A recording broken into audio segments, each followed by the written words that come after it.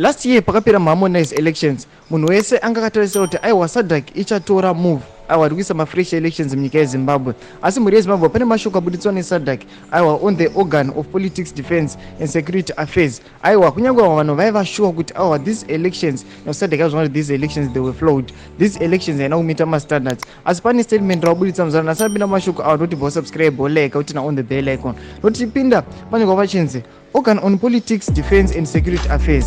The mandate of the organ on politics, defense and security is to provide a foundation of peace and stability in the SADC region as a prerequisite for the achievement of the SADC objectives of socio-economic development, poverty eradication and regional integration as espoused in the SADC Vision 2050 and the RISDP 2020 to 2030. Sando mashoko ari kubudisa satikuona kuti aiwa nyika yeZimbabwe munenge makaita problem 1 kuti vanhu vakava nema high hopes ekuti aiwa SADC ichazodai mapropaganda akanyanya kuwandisa. Aiwa muri yeZimbabwe zvaita kuti vanhu vagova nema expectations akanoti kuti izvo kutaura kudai so vanhu vachatombo kunzwa nezve SADC kuti hey SADC masitaura kuti yadii SADC ichapinda muZimbabwe yozodii nokuti vakanyasa kuona kuti aiwa SADC haina kana kutomboita any move munyika yeZimbabwe panhau dzekusova madisputes aya. Saka chimbotitse mafungiro enyu munoti kudii pamusoro pechiitiko ichi. Aiwa penya comment section medu zamafungiro enyu. Saka no subscribe kulike channel, turn on the bell icon.